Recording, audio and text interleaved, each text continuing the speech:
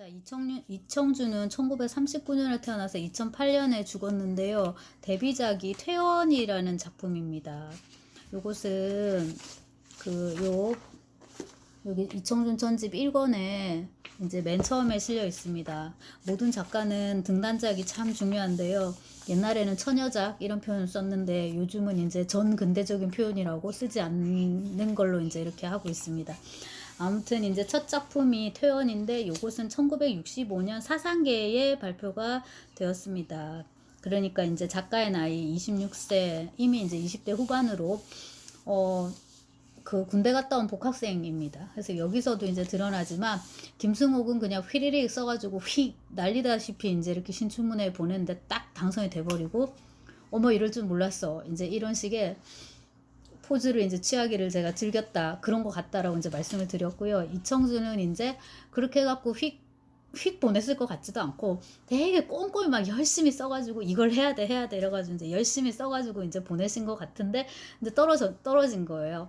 그래서 군대 갔다 온 다음에 다시 이제 이렇게 해가지고 등단에 성공을 하는데 이청준이 데뷔는 이렇게 1960년대지만은 대표작들이 이제 나오고 문단에서 어느 정도 이런 명성과 입지 이런 걸 이제 갖게 된 거는 70년대 였다고 이제 정리를 하고요. 그리고 이제 70년대, 80년대 쭉 쓰고 90년대에도 이청준은 문학과 지성사에서 신간을 꾸준히 내는 이제 그런 작가였고요. 그때 이제 새로 나온 책들을 이제 읽으면서 우리가 이제 이청준의 입문을 하는데 당연히 이제 이청준 하면은 이것이 빠지지 않는 세미나 네. 커리큘럼 제가 문학회 활동을 어릴 때 좀 했습니다. 여러분 나이 때 인문대 문학회 지금은 없어졌는데 그래서 이제 장편은 당연히 이거를 읽어요. 이청준의 당신들의 천국, 뭐 이문열의 사람의 아들, 그 다음에 복거일의 뭐 잃어버린 비명을 찾아서인가요? 이제 제목도 생각이 안 나네. 이런 식으로 이렇게 몇 개 작품이 있어요. 조세희의 난소공 뭐 이런 것들. 그 다음에 이문구의 관촌수필 뭐 그때 우리가 이제 커리로 있는 그 다음에 이제 단편은 뭐 오정희 그런 작가들도 있었고 등등입니다. 근데 이제 등단작을 제가 이것도 이 수업에서 한번 해봤는데 너무 재미가 없어서 네, 근데 이제 이청준스러움, 이청준적인 것 이런 것을 우리가 이제 이 작품에서 찾아야 됩니다. 제목이 퇴원인데 이 이제 주인공이 있고요, 나가 있는데 이 친구가 지금 큰 병도 아니에요. 퇴원이니까 병원에 입원을 해야 되잖아요. 근데 큰 병도 아니고 위궤양입니다. 위암도 아니고 이제 위염이라고 하면은 자기도 너무 말이 안 될 것 같으니까 제 생각은 위궤양으로 한 것 같은데 그 병원에 이제 입원해가지고 여사 있다가 퇴원한다. 그렇게 해서 이제 퇴원하는 게 마지막인데 이 친구가 입원을 해 있는 곳은 자그마한 그런 병원이에요. 요즘의 느낌으로는 한 2차 병원 정도 되는 이제 그런 네, 저 낙성대 밑으로 내려가면 있는 사랑의 병원 뭐 이런 느낌 정도인데 여기에 이제 3인실에 지금 입원을 해갖고 있습니다. 여기에 이제 나가 있고요. 그 다음에 어떤 남자가 또 와 있고 그 다음에 이제 청년도 남자인데 이제 더 젊은 청년이 이렇게 3명 이렇게 입원을 해가지고 있습니다. 이 남자는 이제 아내가 주로 병간을 하는데 이 아내는 입안에서 이제 구린내를 많이 풍긴다. 그래서 입가심을 하고 싶어 한다. 그게 이제 뭐냐면은 수다를 이제 떨고 싶어 한다. 이제 이거고요. 그 다음에 이제 세 번째 청년이 있는데 이 친구는 아무것도 못 먹어요. 그림상으로는 이 친구는 이제 요즘으로 치면 위암이나 뭐 이런 거 아니면 이제 위가 아니더라도 다른 어떤 소화기 계통의 암이어서 그냥 이제 가야 되는 그런 걸로. 근데 이제 그 간호를 하는 사람이 노인 아버지로 이렇게 돼 있는데 연로하신 아버지인 걸로. 좀 먹으라고 제발 좀. 그러니까 나중에는 이제 막 청년이 화를 냅니다. 자꾸 먹으라 하지 말라고. 제일 먹고 싶은 건 나인데 못 먹어서 괴로운 나는 생각 안 하냐고. 대사가 뭐 정확히 이렇진 않지만 이제 이런 식으로 이제 나의 눈으로 요렇게 요 세계 자그마한 사회 요 병실에 요거를 이제 소개를 해주고요. 그 다음에 이 친구가 입원해 있는 이 병원이 친구의 병원이에요. 그 친구의 이름이 뭐냐면 준인데 이 준은 주는 물론 병원이고 이제 병원장인데 또 간호사가 있어요. 간호사 이름이 미스 윤입니다. 미스 윤.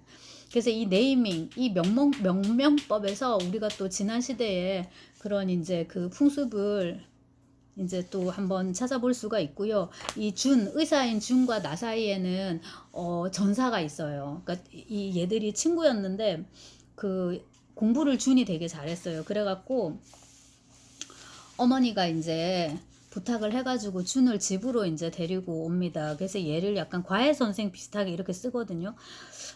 근데 이거는 좀 제가 볼 때는 너는 재구실도 한번 못 해볼 게다. 날마다 네 친구 발바닥이나 핥아. 이렇게 도저히 그 아버지 어머니가 이거는 할 수 없는 표현인데 역시나 이것도 이제 60년대식인가라는 생각도 좀 해보고 요즘 같으면 이런 폭언도 아동학대로 잡혀갈 수 있는 혹은 아이가 적어도 신고할 수 있는 이제 그런 건데 아무튼 이제 그래서 내가 이제 그 준하고 뭔가 애증의 관계 이런 걸로 이제 엮여 있고요. 그 다음에 이제 나가 과거를 회상하는 와중에 그 군대 이야기가 나와요. 근데 군대에서 이 친구 별명이 뱀잡인가 이랬거든요. 그래서 뱀을 잡아가지고 볶여가지고 그 지팡이에다가 뱀 껍질을 씌우든가 이제 이렇게 해가지고 왜 그렇게 나오네요. 네. 그래가지고 이제 이거 뱀가죽 지휘봉을 이렇게 해갖고 이제 상사한테 이제 주고, 네. 살모사의 가죽은 일품에 속했다 뭐 등등등등 이렇게 해서 이제 두 가지 전사가 나옵니다. 그 다음에 이제 현재 상황인데 준하고 나의 관계에서 이제 준은 약간 아는 것 같아. 이 친구가 사실상 아주 엄청난 질환을 앓고 있기보다는 관념의 병. 그러니까 나름대로 꾀병 이런 거를 이제 앓고 있다라는 걸 알고요. 그리고 이제 이거 치료 방법도 그냥 링거죠. 뭐 그냥 영양 주사 이런 것만 이제 맞는 거죠. 그리고 이제 혈압은 왜 재는 거냐 이러면은 이제 이것도 그냥 뭐야 의례적인 이제 그런 거고요. 그 다음에 뭐 이제 내게 위궤양은 없어진 것 같소. 아니 그런 건 처음부터 없었소. 그걸 몰랐으니 당신네들은 바보지 뭐요. 쭉쭉쭉. 위궤양이 싫으시다면 더 멋진 병명을 붙여드릴 수도 있을 거예요. 가령 자아망실증 환자라든가. 그래서 이청준은 젊어서부터 요따위 이제 이런 식의 그 좀 얼토당토 않는 이런 관념적인 어구를 이제 많이 쓰고 그 다음에 이제 주인공이 이런 이제 처음부터 이게 진짜 위궤양이 아니라 가상의 위궤양, 관념의 위궤양을 이제 앓는 그런 환자인 거잖아요. 그리고 이제 이런 식의 대화를 하려면은 그거를 상대해주는 사람이 있어야 되는데 이제 여성이 물론 있는데 그 김승호 소설에서 이제 여성은 그런 식으로 묘사가 되고 그 다음에 이제 하인숙하고 윤희중이 나왔다. 그러니까 남자와 여자가 나왔다. 그들은 반드시 관계를 갖는 그런 식의 이제 설정으로 항상 스토리가 전개가 됩니다. 근데 이청준은 그렇지가 않아요. 그래서 여성 캐릭터와 이 남성 캐릭터들의 뭐라고 해야 되나 관계도 되게 관념적으로 축소되게끔 이렇게 이제 또 합니다. 그리고 이제 이게 또 어떤 의미에서는 젊은 이청준이 여성에게 가지고 있었던 나름의 또 성적 판타지의 반영일 수도 있을 것 같아요. 대화 상대가 되어줘야 되고 그 다음에 이제 너의 존재를 통해서 나의 이 내 내면에 들어있는 사상과 관념이 이렇게 전개돼야 돼 이제 이런 식으로. 근데 여기서는 이제 미스 윤이라는 이 누구야 간호사가 이제 이 역할을 하고요. 그 다음에 이제 여기 병원에서 또 특이한 인상적인 아이템 중에 하나가 창밖을 이렇게 보면 시계탑이 있어요. 근데 이게 고장이 났든가 어떻게 돼갖고 이렇게 시계 바늘이 멎어 있다가 뭐 나중에 고치든가 이렇게 되거든요. 근데 아주 사소한 모티브라고 할 수 있지만 소설 전체의 어떤 분위기하고는 되게 잘 맞아요.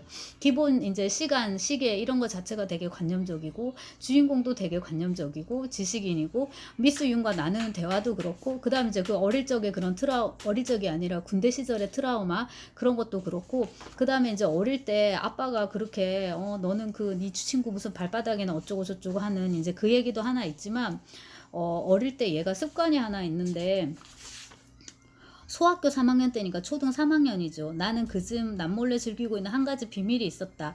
광에 가득 쌓아올린 벼슬점 사이에 내 몸이 들어가면 꼭 맞는 틈이 하나 있었는데 거기다가 누나들의 속옷을 한두 가지씩 가져다가 깔아놓고 학교에서 돌아오면 거기로 기어 들어가서 생쥐처럼 낮잠을 자곤 했다라고 하는데 요것도 이제 그 청년 이청준의 어떤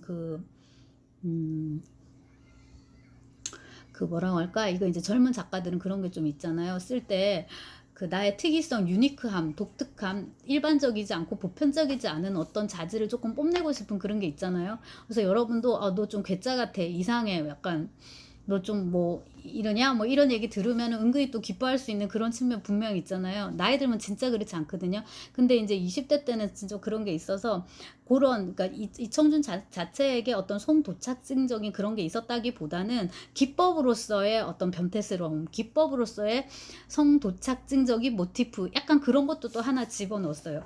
그래서 딴에는 굉장히 이것저것 다 갖고 와서 공을 들인 이제 작품으로 보이기는 하는데 이청준의 대표작 하나로 읽기에는 좀 아쉬움이 많고 여기에 이제 그 아까 시계탑 이제 제가 말씀을 드렸고 그다음에 이제 창밖으로 보면은 한국 군대가 월남을 가는군요 하고 이제 미스윤이 말해요. 그래서 이제 그 작가가 의도하든 의도하지 않았든 잘 쓰인 작품 속에는 항상 그 시대상이 들어가 있다. 인데 이청준의 이 퇴원 그다음에 앞으로 쓰게 될 이청준의 소설을 고려를 할 때는 이청준은 항상 외부 세계를 염두에 둔 작가였다라는 거, 사회를 염두에 두었고 정치를 염두에 두었고 그 다음에 이제 그 안에서의 작가의 입지, 소명 이런 거를 이제 생각을 했던 작가고요.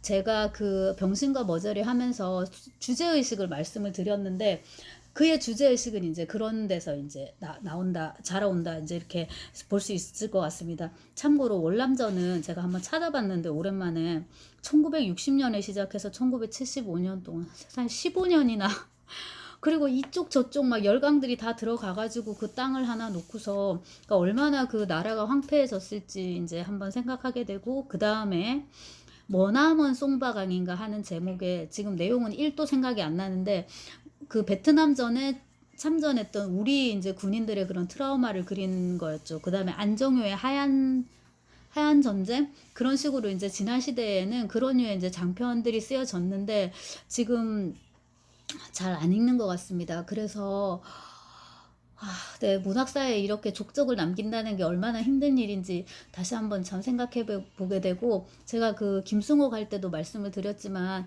저는 김승옥, 이청준을 지금 그 강의실에서 한 번도 수업을 들은 적이 없거든요. 근데 지금 제가 강의를 하겠다고 하는 이 정황도 굉장히 사실은 버거운데 아마추어적인 사실 독법을 하고 있다고 이제 여러분들 보셔도 될 것 같고 창작을 함에 있어서 이제 우리가 참고를 하는 거죠. 그래서 그거를 감안을 해가지고 일부러 최대한 이제 20대 때 쓴 작품을 이제 가져오는데 여러분 태원을 읽으면 조금 더 만만하게 보이실 거예요. 이청준이. 그래서 출발은 굉장히 미약했지만은 너의 끝은 심히 창대하리라 이렇게 돼야 되는데 이청준도 기대만큼은 많이 못 갔다는 게 좀 아쉽고요. 굉장히 근데 이제 열심히 썼습니다. 죽을 때까지 40년을 꾸준히 이제 소설을 썼고 그 다음에 이청준은 단편뿐만 아니라 장편을 또 되게 많이 썼고요. 돌아가시기 얼마 전에도 이 신화의 시대라고 열림원에서 나왔었는데 이것도 제가 읽었었는데 거기도 태산인가 클태자 써가지고 이제 주인공 이름이 근데 이름 자체에 이미 이제 그 원대한 포부 같은 게 들어가 있어요. 소설은 되게 신화적이었고 신화의 시대인지 그곳에 산이 있었는지 뭐 그런 건지 잘 모르겠는데 이제 이청준은 그런 그 야망이 있는 사람이었고 제가 지금 인용 문구는 다 까먹었는데 그 선생이 쓴 글 중에 문학함을 통해서 나는 정말 무엇을 이루려고 했던가 이런 식의 이제 물음을 던져요. 근데 어지간해서는 나 뜨거워가지고 작가들이 그런 거 잘 그렇게 하지 않는데 또 요즘 작가들은 또 하지 않으니까 근데 이제 이 시대의 작가들은 지금 쓰고 있는 20, 30대 20대는 잘 모르겠고 지금 한 3, 40대 작가들과는 조금 다른 식의 태도로 문학에 아주 많이 다른 태도로 이제 문학에 접근을 했던 것 같고 그 점에서 이제 또 이청준은 징후적인 어떤 그런 이제 모습을 보여줍니다.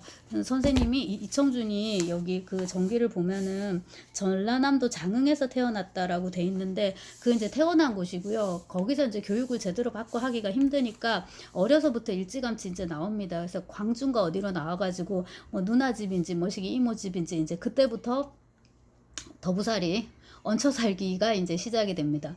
그리고 이제 광주 제일고를 나온 걸로 돼 있는데 공부를 굉장히 잘했다고 제가 이거를 되게 강조를 하죠. 그죠? 그러니까 이게 그 이청준도 그렇고 김승옥도 그렇지만 특히 이청준이 그런 것 같은데 자기 존재를 증명할 수 있는 유일한 게 이 학습인 거예요. 그래서 전교 1등을 놓치지 않기 위해서 정말 죽도록 공부를 했다고 하는데 그런 양반이 그러니까 법대나 상대를 내버려 두고 왜 서울대 동문과를 갔는지 근데 이제 뭐 성적이 조금 더 안 돼가지고 그랬을 수도 있지만은 이후에 어떤 인생의 행보에 있어서 사법고시라든지 이런 쪽으로 나갈 수 있는 거잖아요. 뭐 행정고시나 이런 식으로. 근데 그러지 않고서 소설을 썼다. 그래서 광주 제1고에서 천재 소리 듣던 녀석이 평생 딴 거 하지 않고 소설만 썼다라고 할 때 이제 함의가 굉장히 크다는 겁니다.